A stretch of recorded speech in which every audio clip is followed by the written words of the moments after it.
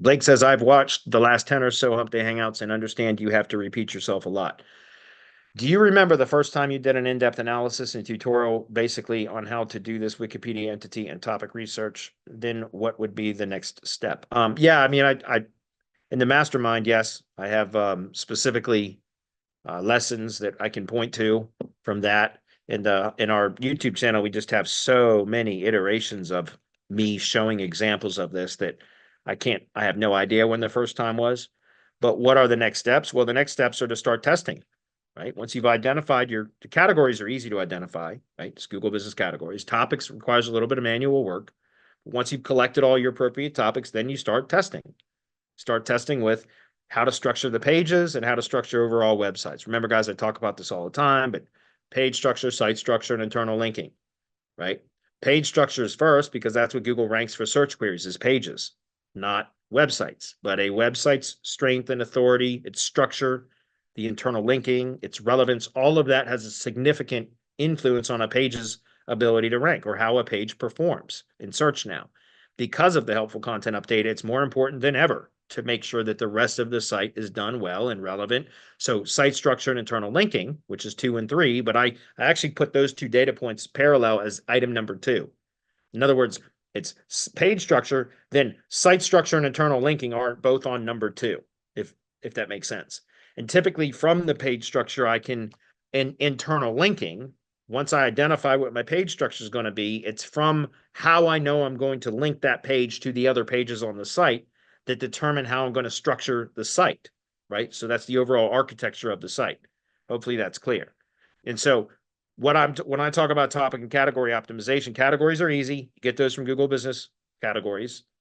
Topics are take a little bit of work to identify based upon the search queries and the Google Business categories associated with your chosen industry, identifying the Wikipedia topics or entities that, according to what Google understands, by doing searches that are related to the category with Wikipedia appended to them, extracting those entities, putting them into a spreadsheet of some sort, and then doing some testing with it with SEO titles, H1s, headings, and subheadings.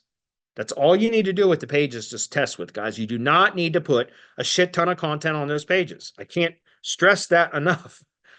When you're doing these types of tests, all you need is titles, headings, and subheadings on the pages. No kidding, to determine how is it going to perform. And so you can do your testing with bare bones pages, literally the skeletons of normal web pages. So just titles, headings, and subheadings so that you can figure out what the best performing configuration is at the page level first, and then how you relate that page to other pages on the site through internal linking and site structure. Overall site structure. So that is it. It's about figuring out those categories and topics and then starting to play around with the structures using those entities that you've already identified are the most relevant to your particular industry and figuring out which works best. Like I said, I teach a lot in the mastermind about how to do that across various industries. I've given many, many, many examples across several different industries.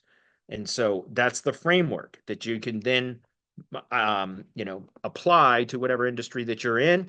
And from there, it does take some trial and error, which going back to what I was just saying, what's beautiful about it is once you get it, guys, it makes it so easy because now you got a scalable business model like what I just showed you, right? We can very quickly identify in a matter of minutes the locations that we want to target. Or because I don't care if a tree service contractor contacts me from somewhere that is very competitive, whatever, I'm still going to pitch him on my services.